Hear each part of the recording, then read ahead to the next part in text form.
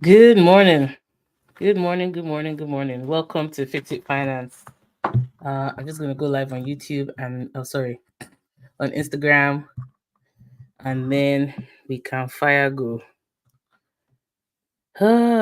Interesting one we have today. We're continuing where we stopped last week. We were talking about how to invest in Canada. So if you are new here, my name is Fikayo. I go live every Saturday at 12 p.m. Eastern. Oh, why is Instagram not working?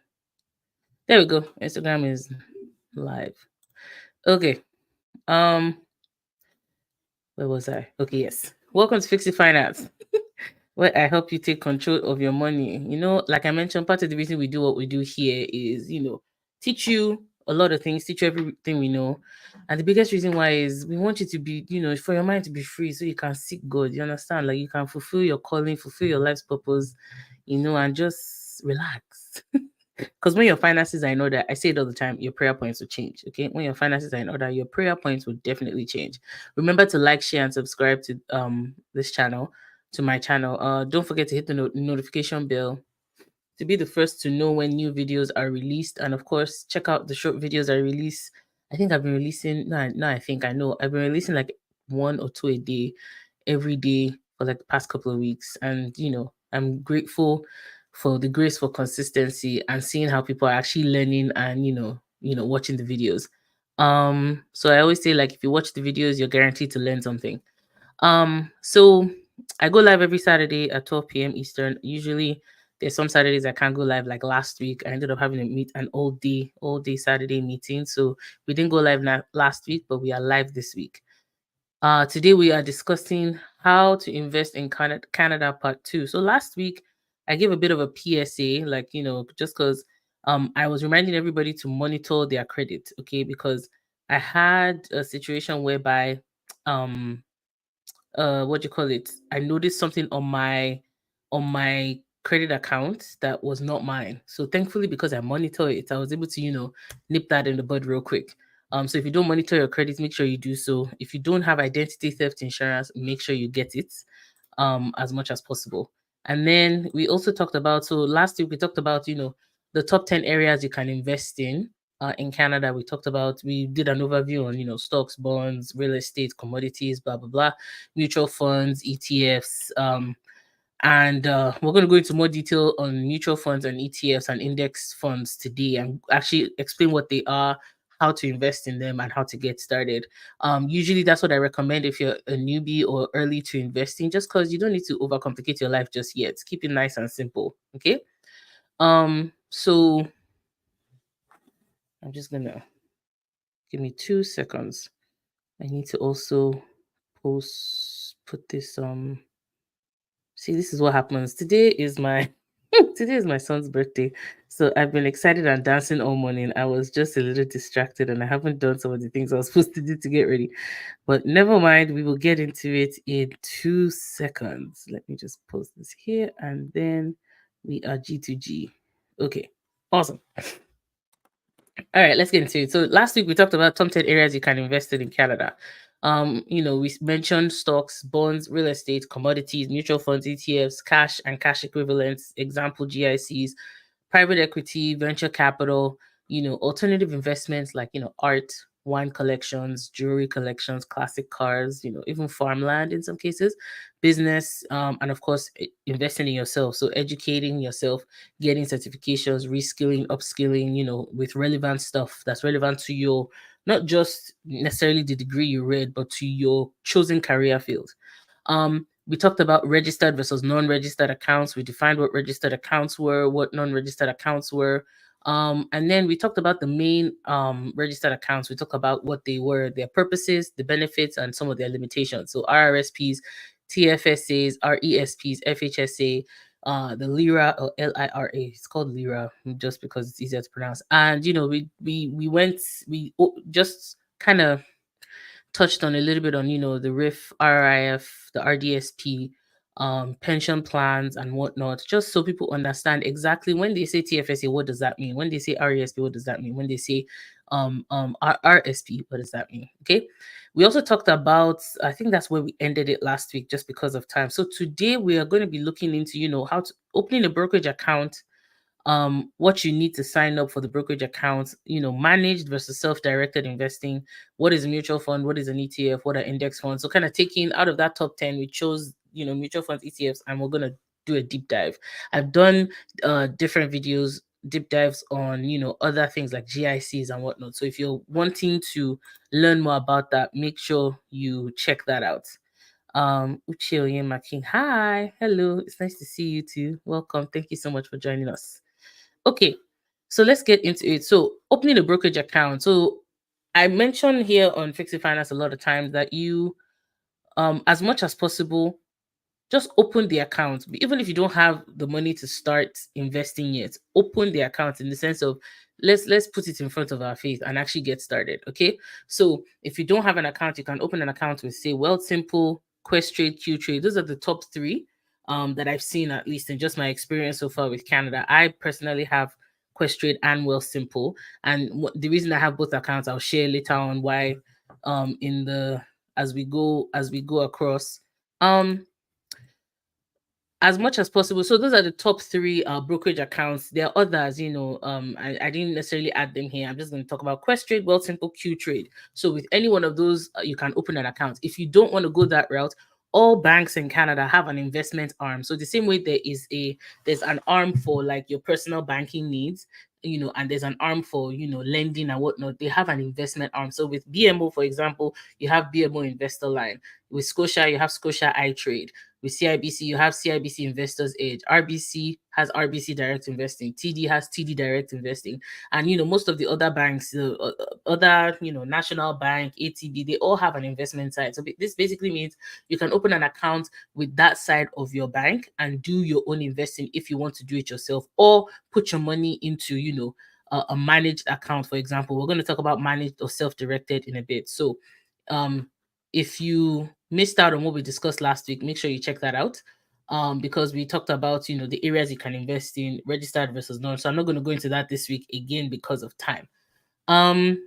So what do you need to sign up? So if let's say you decide, for example, if you look at the description of this video, you would see on YouTube, you would see codes for Questrade and Simple, and that's just because those are the two accounts that I use personally. So for example, with Simple, they have a managed RESP. I mentioned, since I gave birth to my son, I've opened an RESP for him. I want to do the investing, so I open my RESP with Questrade instead, because I can actually choose what's in there.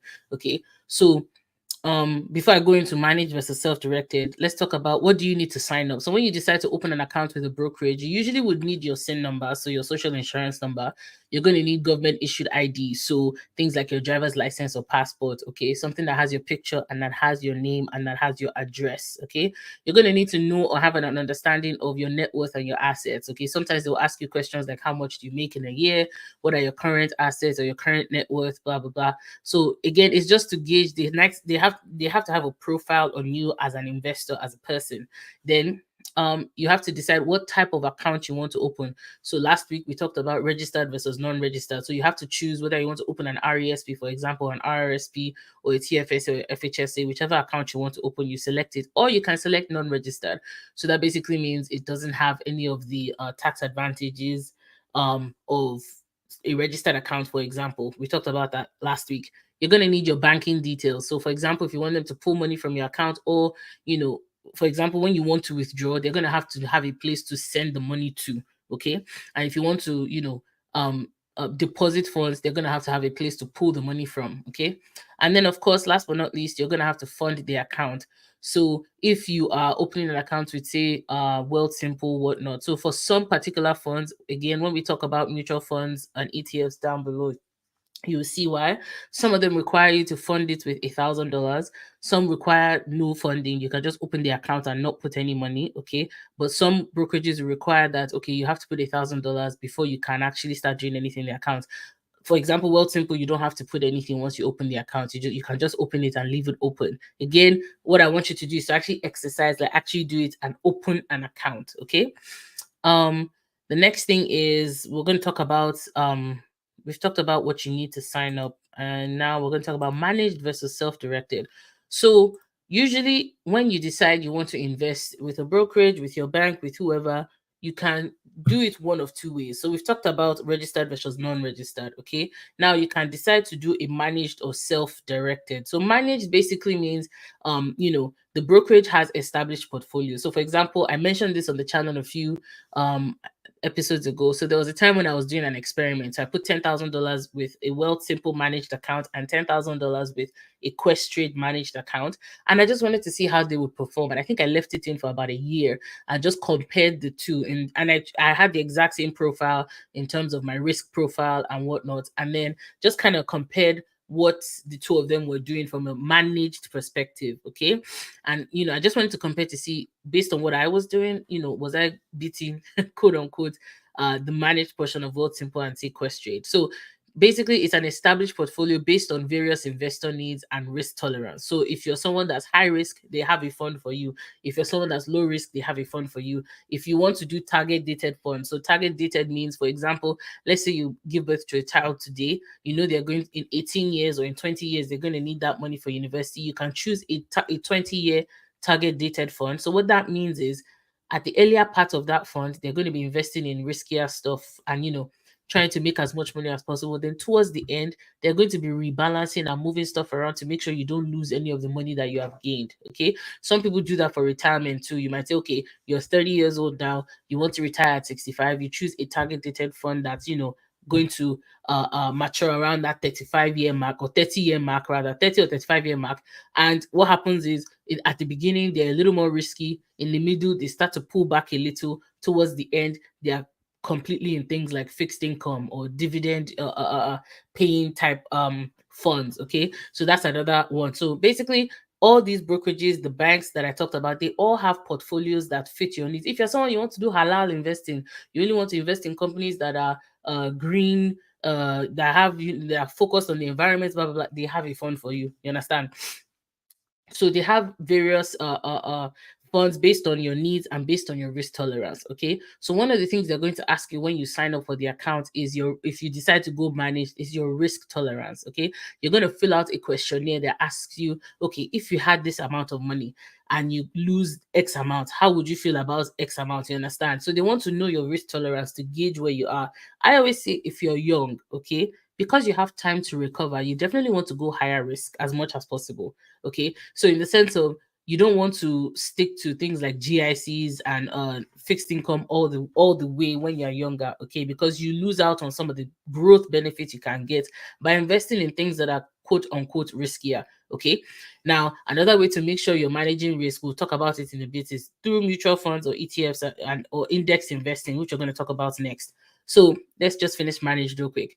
So if you're high risk, for example, what they could do is they will put you on a 80-20. So 80% of your portfolio will be, say, in equities. Okay, so things like Apple shares, Tesla shares, whatever, or ETFs or mutual funds that are invested in those companies. And then 20% will be in fixed income. So things like bonds, treasury bills and whatnot. If you choose the low risk option, you would have more of your money going towards fixed income type stuff. So things like interest generating assets like treasury bills and whatnot, that are keeping it nice and simple, and they're protecting the principal at all costs. Okay, if you are young, as much as possible, and retirement is still far away, like I mentioned, you can decide to choose higher risk, so that way more risk, more return. Okay, but at the same time, we want to manage risk. We don't want to more risk, more return. Then you can simply say you want to do crypto.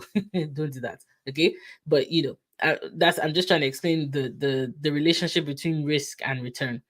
Be mindful of fees as much as possible when it comes to, because fees on the managed accounts, because now you have a person that's or a group of people, a portfolio manager that's actually managing the fund. So fees on managed accounts are usually higher. So you definitely want to make sure you're checking for those and you're not paying too much when it comes to fees, because that can really erode on your growth, and you pay fees whether you make money or not. Okay, which is another thing to be careful for.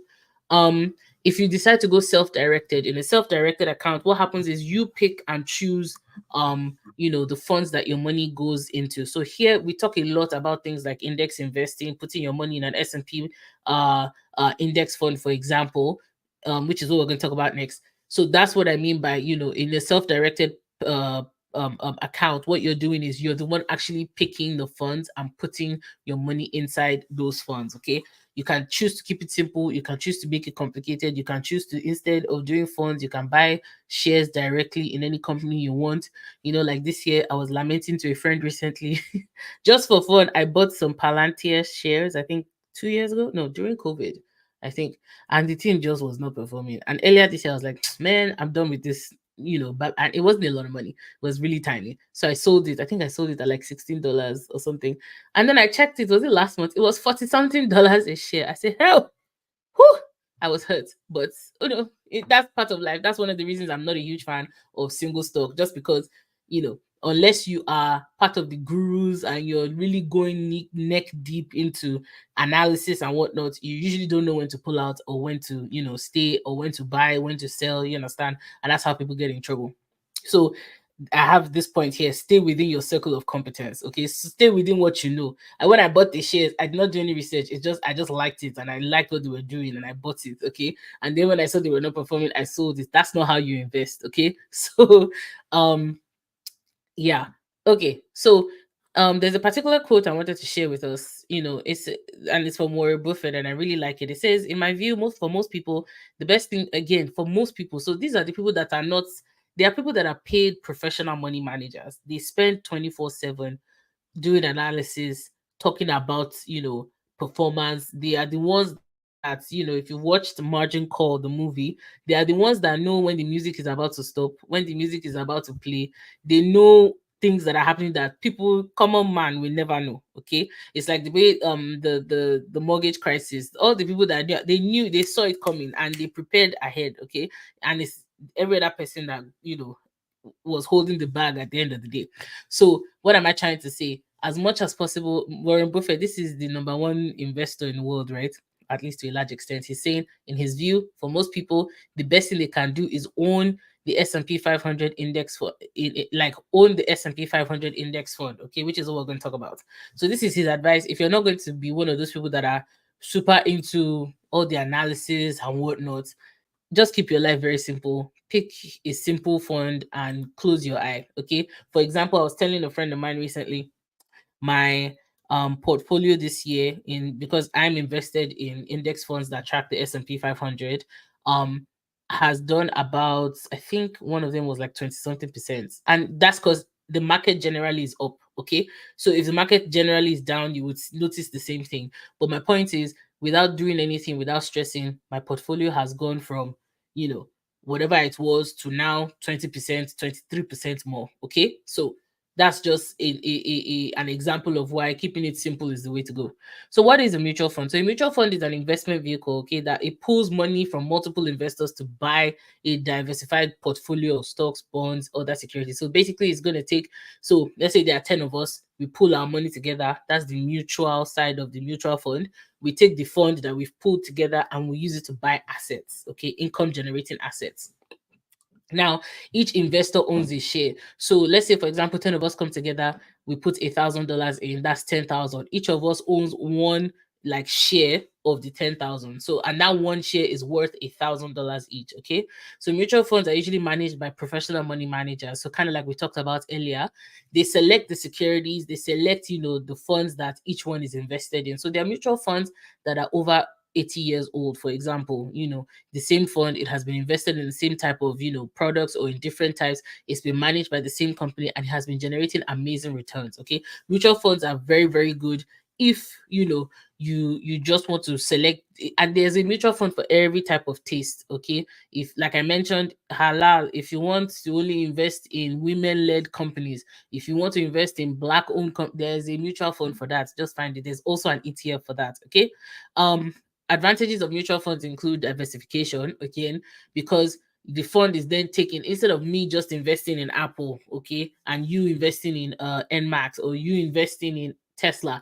The three of us can come together, and what we'll do is we'll take that money and we can invest in, different things together, so you can be diversified. Okay, because I may not have enough to buy, say, 10 Apple shares, 10 Tesla shares, whatnot, but if we pull our funds together, now that fund can buy 10 of each. Okay, so you're diversified to a large extent.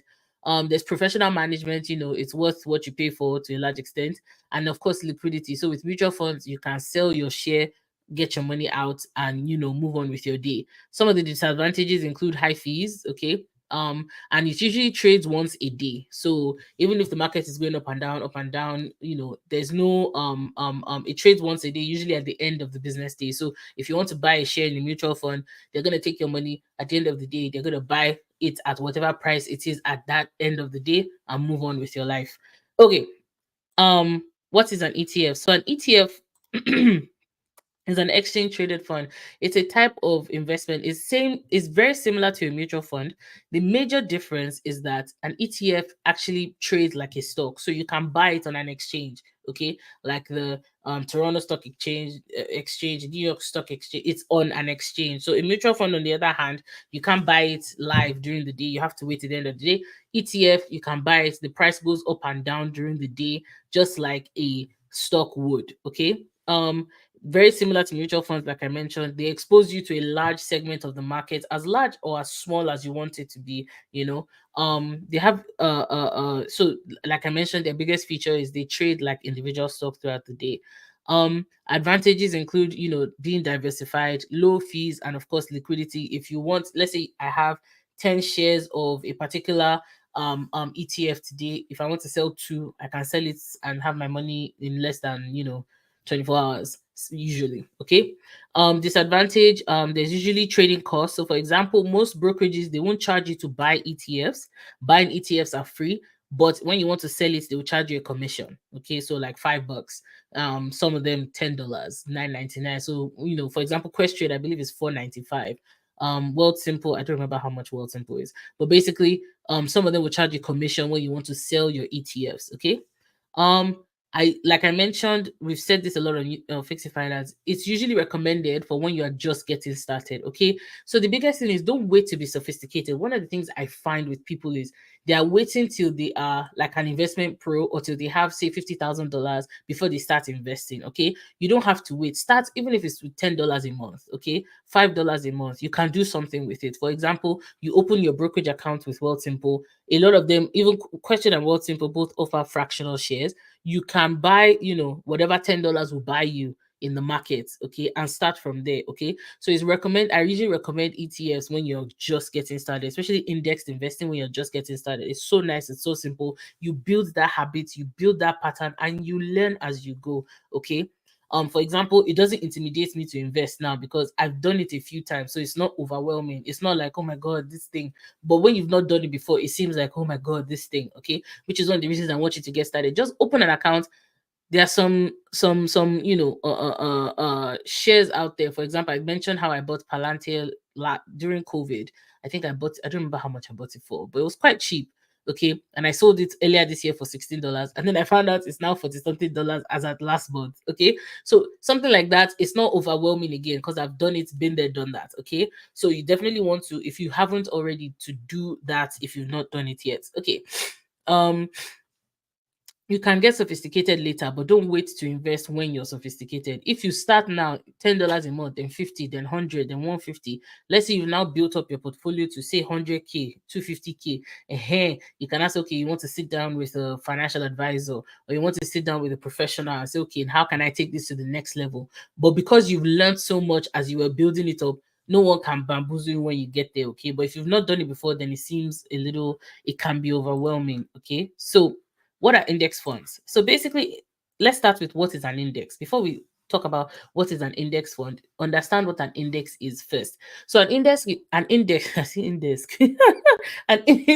is basically is statistics. It tracks the performance of a specific segment of the stock market. Okay. So for example, the top three, or the three most popular, the first one is the S&P. So Standard and Poor's. They're okay, I'm not going to go into history of who they are. So the S&P 500 is basically a collection of 500 of the largest US companies. Okay, so this particular index was established to track the performance of the top 500 US companies by market capitalization. So in sense of how large they are, they will be considered large cap stocks. So large cap stocks basically means stocks. So large capitalization, as in they are huge. So that's the easiest way to think about it. Small cap would be your, your startups, your companies that are just getting started and whatnot. They're still in that mid. They, if there was, how we talk about the growth curve in business. Sorry, I've entered a bit of a tangent, but you're starting off, the company is going this way, then they peak, and then they kind of start that downward trend towards just where they're going to be established, and they just kind of flatline basically. So your small caps, think of them as the companies that are just starting to climb that hill. Okay, your large caps, they're the ones that are at the top, at the peak, they're peaking for sure. And then well, anyways, I hope that explains it a little bit. Okay, so that's an index. So that's the first one that's really popular is the S&P 500. It tracks 500 of the largest US companies, and it tracks their performance. Another index is the Nasdaq. So this one tracks over 3,000 different companies, but it's mostly focused on tech. So tech companies, think of your Nvidia, your Apples, your Meta, it tracks the performance of tech stocks. Okay. Then you have the Dow Jones. So the Dow Jones, for example, at some point, if I recall correctly, used to have, like, was it 30,000? I don't remember how many. So basically, the Dow Jones used to be very popular back in the day when it was more of an industrial revolution. Back then it was all about manufacturing and, industry and newspaper making and this and that. So the Dow Jones industrial average was hugely popular. It was tracking all the companies that were, in terms of, just that type of industry back then. But now the Dow Jones follows just 30 companies. So the top think of large and proud. Okay. It tracks 30 significant US companies, so they are large and well known. Think of Johnson and Johnson, Coca-Cola, Chevron. These are companies that they can't be bankrupt in a day. You understand? These are companies that they are almost too big to fail. You understand? These are companies, yeah, think of those type of companies. Apple, they are almost too big to fail, you understand, to a large extent. So those are the type of company. So I have a question here. It says, what's the typical rate of return for the options you've spoken about? So we're going to look at a fund sheet so you can know how to answer that question for yourself. I'm very glad you asked that question. So okay. I need to fly. Okay. So examples of index funds. Okay, so an index fund. So we talked about what an index is. An index fund, an index fund tracks. So an index fund is like a mutual fund that's set up to track one of these indexes I just mentioned. So a fund that is indexed to the S&P 500, right, is going to mimic the performance of the S&P 500. Okay, so it's going to track those top 500 US companies, actually 504, 506, but we say 500 just to be simple. So it's going to track the performance of those 500 companies and follow what they are doing. So how the S&P is tracking it, that's exactly it. It seeks to mimic that performance as well. Okay, so if you're invested in something that's invested in an S&P 500 fund, you're going to have the same type of similar performance. Okay, so for example, let me give you an example of some mutual funds. Examples of mutual funds include VFIAX. So if you Google VFIAX, that is Vanguard's S&P 500 mutual fund. The equivalent of the ETF is called VOO. So VOO is Vanguard's S&P 500 index fund. Now, those two funds I just mentioned are in US dollars. Okay, so you want to be careful of currency and exchange rates when you're also doing it. The Canadian version of VOO, for example, is VFV. Okay, so VFV is in Canadian dollars and it tracks the performance of the S&P 500. Okay, it's also under Vanguard. Okay, you have things like ZCN. So ZCN is an ETF by BMO, and it tracks the performance of the Canadian stock market. Over 200 Canadian companies are, invested in that particular fund. Okay, so that's what I mean by, at the end of the day, you can decide to just do index investing because to get yourself started, because you put your money in, the type of companies you're invested in, and you can see for yourself exactly what your money is doing over time or will do over time based on the performance of these companies. Okay, so how to actually pick an index fund or ETF. I'm going to blow through this a little bit just because of our time. So let me share my screen real quick. So you can see what I do personally. Present, share screen, and there we go. Okay, awesome. Oh, nope, that's not what I want. There we go. Perfect. Okay. Oh, that's pretty small. Okay. So when you look at, so this is VFV. You know how I just mentioned VFV as the Vanguard S&P 500 Index ETF. Okay, it's right there in the title. So this is what the fact sheet. So you want to look for when you find the ticker of whatever it is you want to buy. So VFV, you want to look for the fund fact sheet. That's what it's called. Okay, it's called a fact sheet. You can see it up here where it says fact sheet. Okay, so this is going to tell you everything you need to, well, not everything, but an overview, a general overview of what you need to know about that particular fund. Okay, so in this case, we're looking at the Vanguard S&P 500 index fund, index ETF. Okay, so it says right here the objective, okay, is to track to a large extent possible and before any fees the performance of a broad-based, US equity index that measures the return of large cap, blah blah, basically everything I just said. And it tracks, the top 500 companies in the US. Okay, it invests directly or indirectly primarily in the stocks of US companies. So this is telling you this fund, though, this is what this fund is doing and this is how it's doing it. And it's saying, okay, about the benchmark. So it's saying the S&P 500, because it's like, okay, we are using the index that we talked about earlier, and it's telling you what this index is. It's basically, it's a market capitalization weighted index that is designed to represent the returns of large cap US stocks. Again, exactly what I just said. So what you want to look at in this fact sheet is to understand what you're investing in by reading exactly what it is they do. Then you see this section here in the gray on the side. This gives you a bit of an overview of what's happening. Okay, it says here the benchmark. So basically what it's tracking is the S&P 500 distribution schedule. So that's how they pay dividends. I got a dividend recently. I think, was it August? I don't remember. And then that was when I realized I had not automated my dividend reinvesting. But again, we'll talk about that in another video. There's too much to talk about when it comes to investing. Okay, so these are the net assets, right? This is how much is in this particular fund as of the date of this fact sheet, which is September 30th, 2024. So over 17 billion, as you can see. So not going bankrupt anytime soon.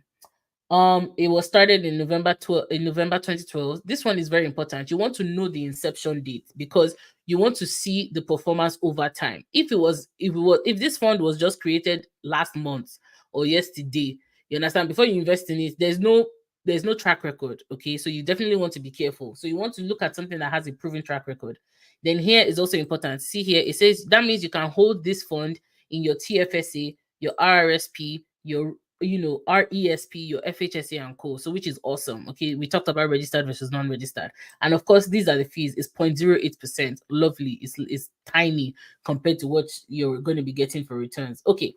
So this is what you're going to look at as well. Net of returns, you're looking net of expenses. Sorry, this is what the performance has been, as of December 30th, 2023. So in 2019, this particular fund was up almost 24.5%. Okay, in 2020 this was its return, 2021, 2022, 2023, and in 2023 this is where we ended up. If you invested in this fund, let's say you put $1,000, your $1,000 will now be worth $1,232.50. Okay, so you would have made $232.50 roughly, net of expenses.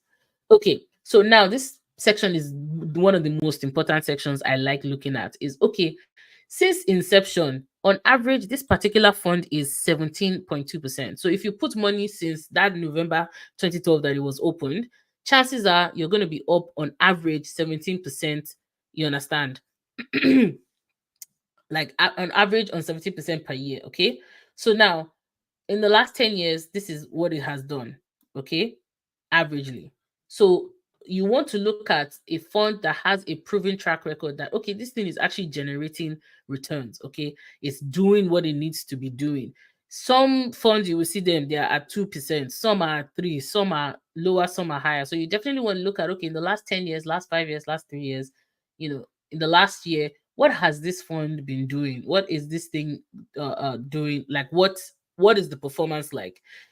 the next thing you also want to look at, and this is important, because what happens is sometimes some people get carried away. You buy VFV, then you buy with this other company, and you end up buying the same fund just with different companies. Okay, so you see here it says, okay, based on uh, um um what this fund is invested in, these are the top 10 holdings. So Apple, Microsoft, Nvidia, Berkshire Hathaway, Tesla, Eli Lilly and Co. So these are the top 10 holdings of this particular fund. So you have an idea what this fund is invested in and what you're investing in as an investor. So you see why one of the reasons I recommend ETFs or as much as possible. If you do nothing else, let's say you have $100 a month you want to invest, if you just put it in this fund again to start while you build up your knowledge. This is not expert advice. This is not, so if you're here and you're thinking, no, don't, yeah, if you're a pro, this is not for you. You understand? What I'm trying to say is, you as beginner, start with $20 a month and be putting it in this fund, okay? And just watch it grow. Okay. Start from there while you increase your knowledge and become more sophisticated. Okay. Um, Yes. So I have a question here. Say VFV with a negative return. Yes, that was in neck deep in the middle of COVID when inflation and everything started. So that's one of the reasons why you definitely want to look at it to know that, okay, what was happening in that particular year when things were happening. So some funds lost like 20 something percent. So the fact that this one is 12 is even nice. Okay. So, but that's a great question though. So, but that's what you want to look at. Like, okay, if you look at a particular fund and you trace back, let's say this was 2028 and it was 10 years ago and it was a negative, then hey, you now look at, okay, that was during the financial crisis. What was this performance like? You understand? And that's one of the reasons why you want to invest and invest early, because if you had your money in 2022, at negative, if you did not pull your money out, guess what? Your money did not go anywhere. You understand? So you just followed you're just following it up, down, up, down. If you did not pull your money out, you didn't feel that 12%. Okay. In fact, if you were like, people that know a little, if you as much as possible, again, when you start this process and you become a seasoned vet, when it's minus 12, say if you're even happy, because then you can buy more at a lower price. But that's for another day. So here, you look at the different sections or sector that it's in. So you see it's heavy in IT, it's also heavy in financials, healthcare, you understand? And then there's real estate in there, there's energy. So basically, these are all the things you want to invest in as a person. It's just you're not sophisticated yet. I'm not sophisticated upon all my financial training and whatnot, because there's so much data out there and so much analysis. I mean, you have computers that are doing some of this analysis for all these big venture capitalists and investment companies. So, I'm not necessarily trying to compete at that level, okay?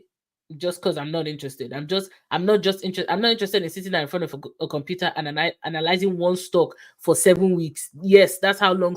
7 weeks is even small. Sometimes they monitor it for years. Like people like Warren Buffett and whatnot, they will sit down with the CEO of the company, sit down with the management team. That's a lot of research that goes into, you understand, what's happening on an investment side. You and I don't necessarily have those resources at that time. We can just sit down, literally invest and chill. In fact, it's become so much now. Even when I look at an opportunity, my point is, okay, my VFV is going to do this much without stress. This one is going to do this much with all this stress. So 9 out of 10 times, I'm like, please leave stress behind. Let me just gingerly put my money here and look away and move on. Okay. So that's one way to look at it. So now all of them, the Canadian ones I notice usually come in a PDF. The US ones, on the other hand, are in a website. So VOO, like I mentioned, VOO and VFV. Okay. Oh, it didn't switch my screen. Let me change it. Okay. I switched and then it didn't switch with me. There we go. Okay.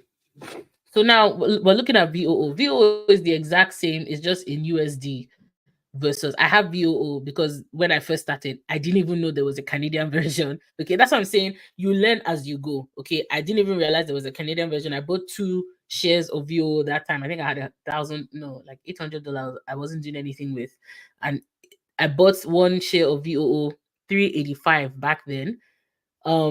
Yeah, I bought 2 at 385. Currently, it's worth over 500 and something dollars. and I did not do anything. I just put the money there and it's just sitting down. Okay. And that's just 2 shares in VO. Okay. So that's what I'm saying. Like, you can get started. My biggest, if you gain nothing else from this video, just get started. Okay. All the lessons, just get started. Forget about the complication. Even if all you have is $300, open, and right now VFV is currently trading at, let me see how much is VFV trading for. It's currently trading at, I think it's 140 something last I checked. VFV price. This is how easy it is to check some of these things. Just Google it. Joking.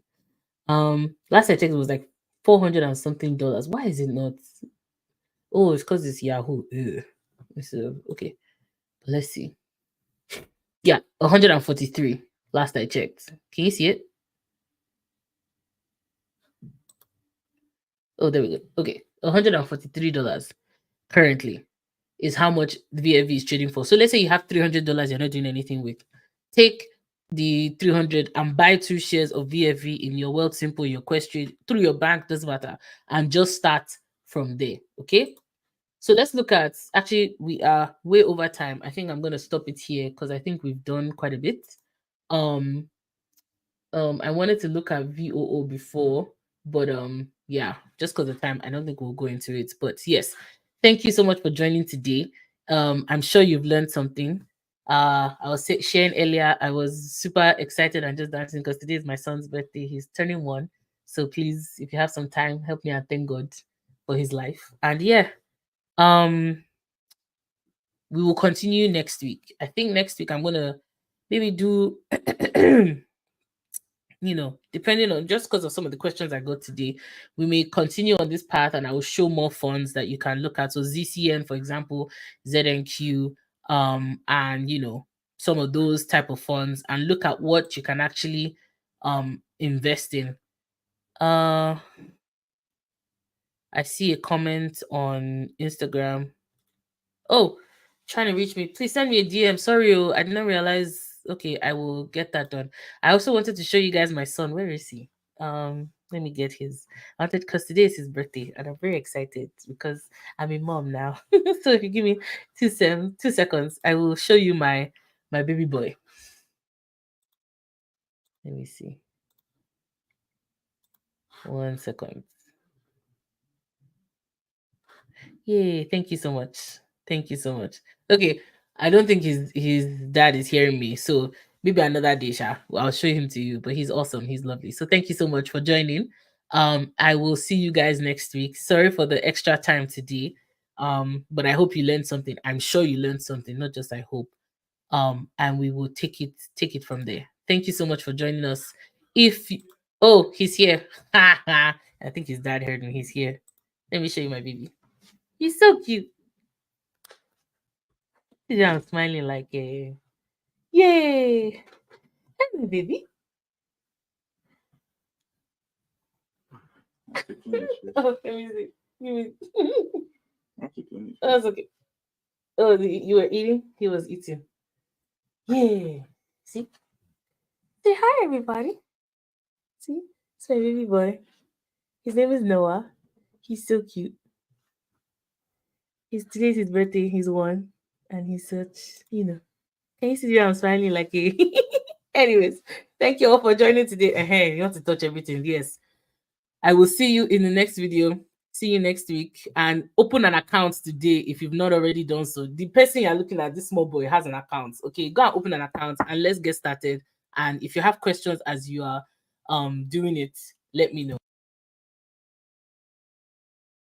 For encouraging me. Yes. Thank you. Thank you for the feedback. God bless you guys. And I will see you next week. Say bye, Noah. Say bye. Say bye. Happy birthday. Bye, guys. God bless you.